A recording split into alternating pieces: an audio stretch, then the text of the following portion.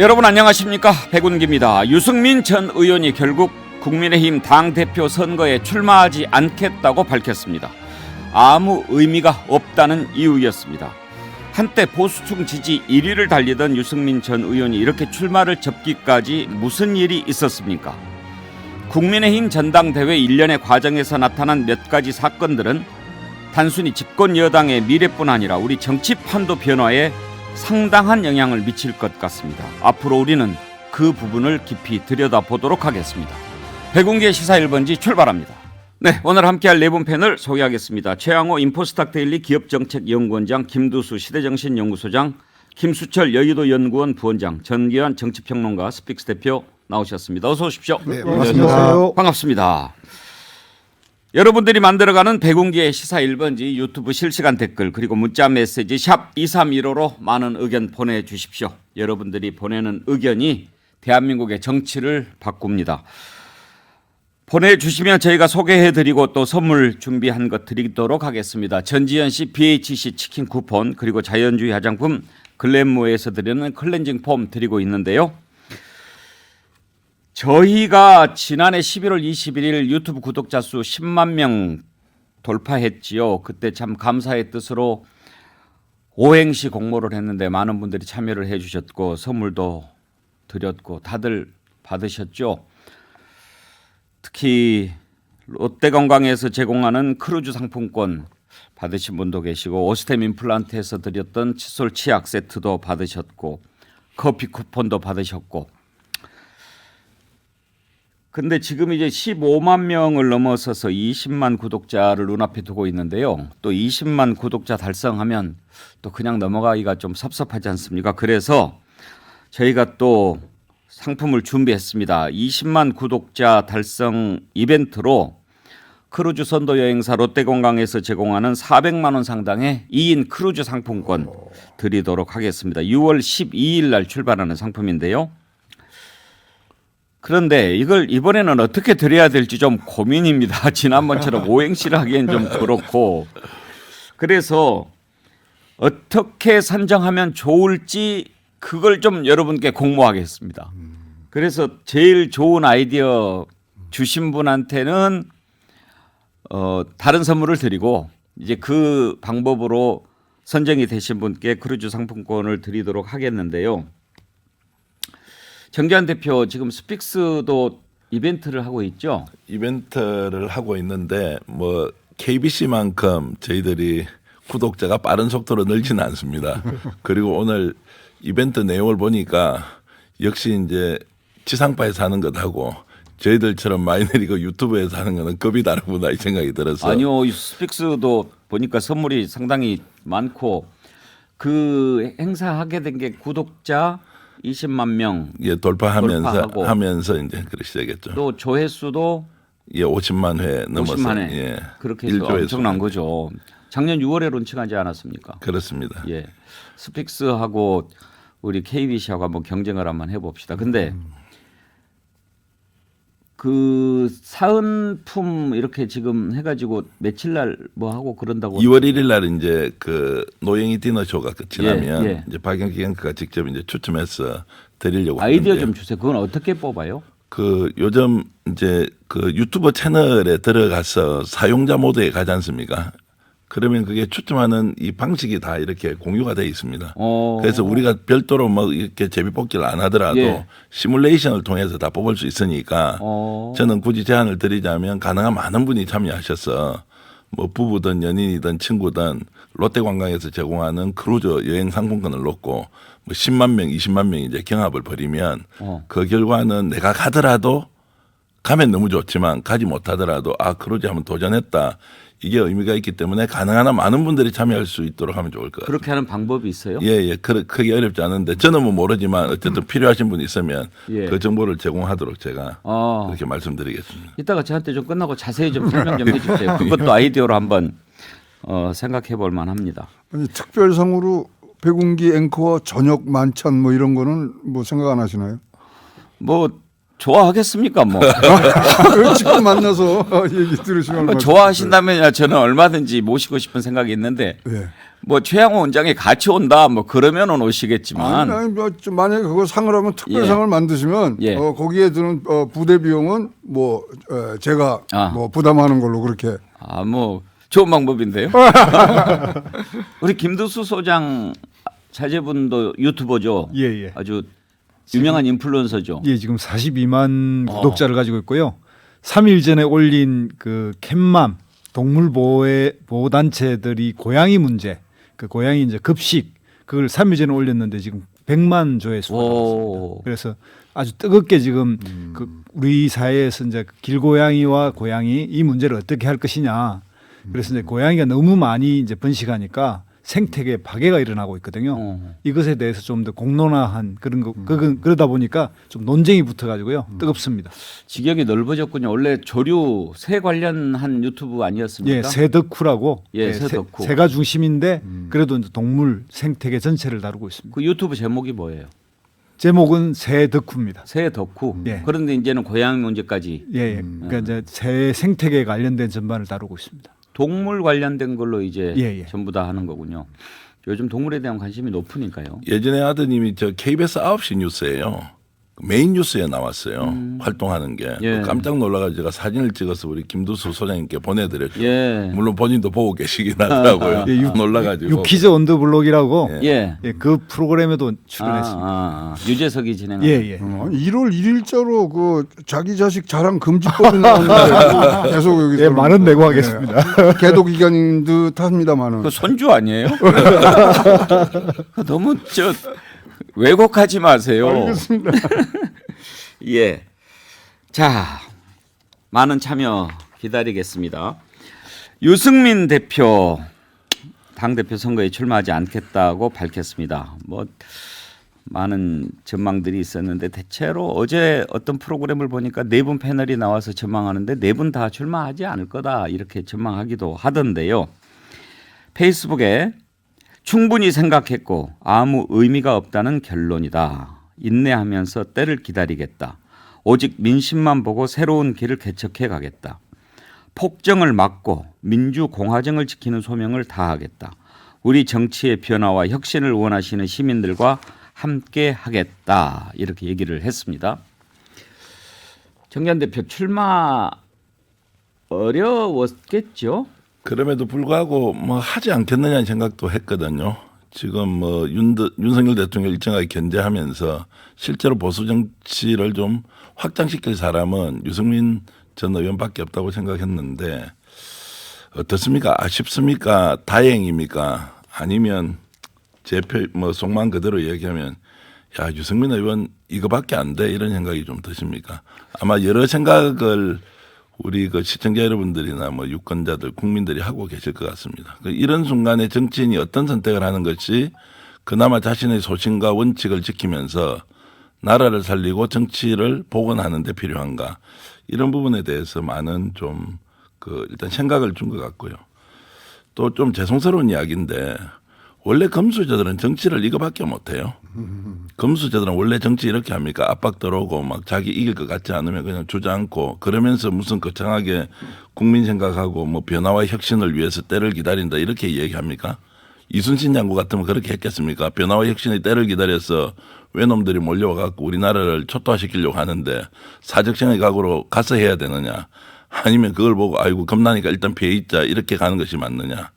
그래서 저는 나경원 전 원내대표나 유승민 전 의원이 보여줬던 모습은 금수저 정치의 전형을 국민들에게 그대로 드러냈다 이렇게 됩니다. 정jan 대표는 유승민 전 의원의 불출마 선언을 약간 비겁한 것으로 이렇게 보시는 것 같은데 글쎄요. 김두수 소장 나경원 전 의원의 불출마와는 조금 결이 다르다고 볼 수 있지 않을까요? 그렇죠. 그러니까 이제 이 과정에서 처음에 이제 여론조사가 처음 등장했을 때 이제 유승민 의원에 대해서 집중적 이제 견제가 들어오는 방식이 룰을 다 바꿔버리는 거였지 않습니까? 거기에서 한번 문제가 됐는데 그 와중에 한 3주 정도 나경원 의원이 이제 그 모든 주도권을 가져갔기 때문에 유승민 의원 입장에서는 이제 출마를 말하기가 아주 좀 뻘쭘한 상황이 돼버린 것 같습니다.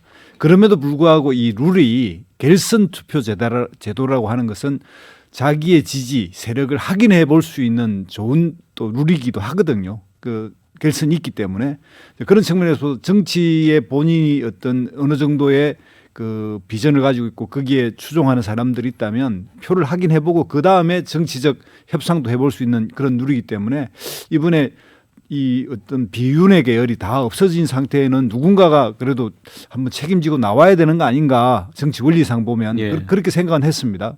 근데 결국 이제 이런 정도의 페이스북 글을 보면 오히려 이제 좀 더 다른 방식의 어떤 정치를 하겠다 이런 걸 좀 깔고 있는 것 같긴 합니다. 그러니까 닦아놓고 말해서 이제 나경원 전 의원은 좀 압박에 못 이겨서 그만둔 측면이 있고 유승민 전 의원 같은 경우에는 어차피 이제 이런 구도 하에서는 나가도 안 될 것 같다 이런 현실적인 이유가 가장 큰 거 아닌가 싶은데 최양 원장께서는 유승민 전 의원의 불출마 선언을 어떤 시각에서 보십니까? 현실적 문제를 아주 정확히 말씀하신 것 같아요. 자, 이 당대표 선거는요, 그냥 서울에서 하는 게 아니고요. 전국을 돌아다니면서 전국에서 해야 됩니다. 그리고 전국의 각 당에서 일정량의 지지 선언이 있어야 되고 등등 그다음에 자기 세력에 해야 되는데 저는 뭐 큰 대의명분보다 현실적인 문제가 더 급했다. 그러면 현실적인 문제를 뭐 이거를 극복하기 위해서는 그래도 지지율에도 잘 나오고 누군가가 도와줘야 되는 부분들이 지금 부재한 상태에서는 현실적 판단을 할 수밖에 없었다. 그래서 뭐 아까 많은 패널들이 이제 안 나온다고 얘기했습니다. 저도 안 나온다에 많은 그 중점을 두고 있었습니다만 하여튼 저는 뭐 더도 말고 덜도 말고 현실적 문제에 봉착해서 어려움을 파악한 거다 이렇게 보여집니다. 여기서 이제 김수철 부원장이 유일하게 국민의힘에 몸담고 계시니까 몇 가지 좀 물어볼게요. 지금 이제 3월 8일 전당대회인데 후보 등록이 임박했죠. 네, 언제부터입니까? 2월 2일하고 3일 날. 2월 2일, 3일. 네, 그렇습니다. 예. 그러면 이틀간인데 네. 현재까지 전망하기로는 몇 분 정도 지금 등록할 것 같습니까? 당 대표는 한 그 6명 정도 예상. 6명. 예, 예. 이번에 또 최고위원들이 많이 좀 예, 그렇습니다. 몰리는 것 같습니다. 네, 네. 뭐 나오는 이름만 들어도 지금 박성중, 조혜진, 그러니까 조수진, 그다음에 정미경 뭐 이런 의원들, 예. 김재원 의원 출마 선언을 하셨고요. 최고위원은 몇 분 뽑아요? 최고위원은 4명을 뽑습니다. 예. 근데 이제 그게 청년 최고가 1명이 있고요. 예. 4명 중에 여성이 없으면 여성이 1명 들어가는 구조입니다. 그러면 2명 뽑는 거네요. 이제 그 옵션을 벗어나면 3명을 뽑는 거죠. 예. 청년 1명, 청년 여성 1명, 1명. 여성 1명하고 3명. 예. 5명이니까. 5명이군요. 네, 5명. 그렇습니다. 그러면 룰 같은 것은 지금 다 정해졌습니까? 그렇습니다. 다 정해졌습니다. 예. 그 합동연설에도 7번 하게 되어 있고요. TV 토론은 아마 4번인가 하는 걸로 예. 정해진 걸로 알고 있습니다. 컷오프를 몇 명으로 하느냐 이것은 그건 오늘 아직- 결정한다면서요? 예, 오늘 이제 선관위를 열어서 결정을 하는데 아직 그 부분은 결정되지 않고 왜냐하면 이제 이게 한 명이 그 4명이 되느냐 3명이 되느냐는 굉장히 중요하지 않습니까? 예. 왜냐하면 과반수를 넘을 수 있느냐 안 넘을 수 있느냐 문제이기 때문에 굉장히 중요한 문제인 것 같아서 그에 대한 결정이 있을 것 같고요. 저는 그래도 일관성이 있다고 하면 그 컷오프를 그 선관위가 임의적으로 숫자를 줄이거나 늘리는 것은 저는 동의하지 않습니다. 왜냐하면 이번에 저희가 이제 실제로 국민들 보시기에 죄송합니다. 윤석열 대통령께서 당무에 너무 많이 또 관여하신 것 같다 이런 여론도 있지 않았습니까? 그래서 저는 민주적이라고 하면은 그 최대한 경쟁의 룰이 좀 작용이 돼야 된다. 그래서 경쟁할 수 있는 구조를 짜주는 게 선관위의 본연의 역할이라고 생각이 되어서 뭐 4명 뭐 3명으로 줄이거나 이런 결정을 하진 않을까라는 조심스럽게 예측을 해봅니다. 현재 몇 명으로 한다 이것은 아직 안 아직 정해져 결정이 있는데 그렇습니다. 몇 명 정도 원래는 생각합니까? 지금은 이제 원래 4명 정도 예상을 했었죠. 컷오프를? 네, 컷오프를 예. 대표의 경우에 4명 정도 예상을 했었습니다. 근데 만약에 그러지는 않겠습니다만 4명도 안 되게 등록하면 어떻게 돼요? 그 경우에는 이제 그럼에도 불구하고 제가 알기로는 이제 본 경선이 있고 경선 전에 예비 경선을 하지 않습니까? 그때 이제 너무 뭐 범죄 행위가 심각하거나 아니면 당의 정체성하고 아주 맞지 않다거나 하는 경우에는 4명 이하라 하더라도 컷오프를 해야겠죠. 사실 예, 그건 그렇습니다. 그렇지만 지금 상황은 그런 상황은 아닌 것으로 알고 있습니다. 근데 김두수 수장 어제 얘기를 조금 들었는데 컷오프를 4명에서 3명으로 줄일 수도 있다 뭐 이런 얘기를 제가 들었어요. 근데 그게 무슨 차이가 있나요? 일단 과반수를 어떤 방식으로 할 거냐의 차이 같은데요. 예. 일단 그 결선 투표가 있다는 거는 사실은 본선거에서 다양한 사람들이 등록할 수 있게 해준다는 그런 뜻이지 않습니까? 그럼에도 불구하고 3명으로 줄인다는 거는 가능한 3명으로 줄임으로써 이익을 얻는 사람이 있다고 보기 때문에 예. 그 제도는 사실상 5명 이상으로 허용하는 게 결선 제도의 취지인데 줄이는 거는 뭔가 뭐 흔히 말하면 윤핵관의 지지를 받는 후보가 3명으로 줄일 때 한 번에 그냥 결선 50%를 넘어버릴 수 있다라고 하는 그런 형태의 룰 변경이 필요하다고 생각하기 때문에 3명까지 줄이겠다는 생각을 하는 것 같습니다. 그런데 이제 4명이 되면 그러니까 3명 우리 삼국지에 보다시피 이제 소태 3발이 있으면 예. 가장 안정적이라고 하지만 이 세 쪽 중에 하나가 없어지면 바로 기울어 버리지 않습니까? 그런 것처럼 이제 합종 연행이 일어나는 형식이 또 불안정하기도 한데 예. 4명이 되면 조금 더 그런 그 1차 과반수 통과가 어려워지는 건 사실이거든요. 그래서 이제 그런 거. 혹시 김수철 부원장 지난번에 이준석 네. 대표 될 때 네. 그때는 컷오프를 몇 명 했습니까? 네. 한 5명 했나요? 이제 5명이 보통 이제 당 대표 경선할 때는 예. 일단 이제 투표 자체를 할 수 있게 하려면 한 5명 정도가 적합하다. 뭐 그렇게 했습니다. 그때 나와셨던 분이 이제 나경원, 주호영, 이준석 3명이었던 것 같고요. 그다음에 그 숫자는 정확히 기억을 하지 예. 못하겠습니다. 자 이제 아무튼 유력 주자로 거론되던 후보들이 이제 정리가 좀 되고 있는 그런 모양새입니다. 유승민 의원은 오늘 이제 불출마 선언을 했지만 사실 나경원 사태 때 존재감이 확 빠지면서 불출마 쪽으로 가지 않겠느냐 그런 전망이 나왔고 나경원 전 의원은 불출마 선언을 했고 이제 이렇게 되면 뭐 지금 뭐 황교안 전 대표도 있고 또 몇몇 사람들 출마한다고 하지만 아무래도 김기현, 안철수 양자 구도로 가지 않겠냐 그렇게 보여집니다. 여론조사에서도 많이 나오는데 이제 재미있는 게 윤석열 대통령이 거의 노골적이다시피 이렇게 김기현 의원을 당대표로 밀고 있는데도 불구하고 안철수 의원이 막 그 치고 올라오는 게 눈에 보입니다. 최근에 나온 여론조사를 한번 보면은 표를 한번 띄워주시겠습니까? 예, 이건 RN서치가 조사한 겁니다. 지난 27일부터 28일까지 조사한 건데요. 자세한 내용은 여론조사 심의위원회 홈페이지를 참조하시면 되고요. 안철수 의원이 46.6, 김기현 의원이 41.2 이렇게 나왔어요. 김기현 의원과 황교안 이걸 뭐 굳이 비교할 의미가 있었을까? 근데 그렇게 되면 50.2 대 16.6이에요. 이렇게 나오는데 안철수 의원이 김기현 의원보다 더 앞서는 걸로 물론 이제 오차 범위 아니기는 합니다. 또 다른 조사도 있습니다.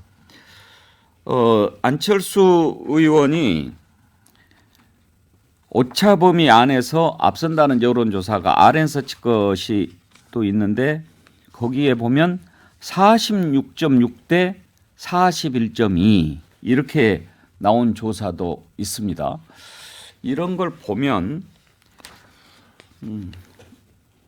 안철수 의원이 나경원 지지를 많이 흡수했다. 얼른 생각하면 네. 그런 것 같습니다. 일단 나경원 의원의 지지를 흡수하는 것은 분명히 맞는 것 같고요. 그런데 이제 그 과정에서 제가 여기서 뭐 언론에서 많이 나오고 있습니다만은 이것은 국민의힘 지지층을 대상으로 한 조사입니다. 예. 그러다 보니까 이 결과와 실제 결과가 맞아 떨어질지는 사실은 좀 더 많은 숙고가 필요한 부분인 것 같고요.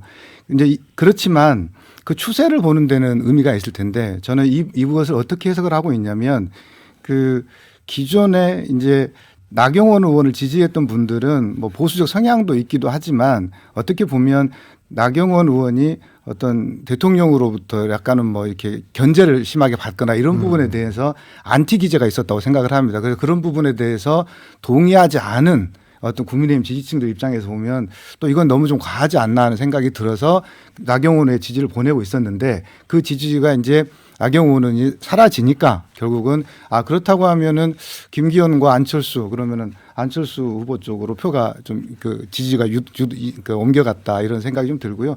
여기에서 지금 그렇지만 앞으로 이제 합동 연설회가 남아 있고 TV 토론이 남아 있는 상태에서 현재의 지지율이 그대로 유지되거나 계속 간다고 하는 것은 좀 더 지켜봐야 될 것 같고요. 특히 이제 유승민 의원이 그만두지 않습니까? 그럼 유승민 의원이 지금 국민의힘 지지층 내에서 약 한 7% 내지 8% 지지율을 또 얻고 있는데 과연 이 표는 또 어디로 갈 것이냐. 이것 또한 큰 변수가 되지 않겠습니까? 그래서 이런 변수들을 또 종합해 보면은 이 정도의 나경원 의원의 사태가 현재 양강구도에 미친 영향 정도로 파악을 하면 되지 이걸 가지고 전당대회 결과가 이렇게 나올 거라 예측한다는 것은 그렇죠. 좀 성급하다고 보여집니다. 그 국민의힘 지지층만 대상으로 조사했다고 해서 그게 꼭 당원 투표의 결과에 완전 이어진다 이렇게 보기는 좀 어렵잖아요. 네, 그렇습니다.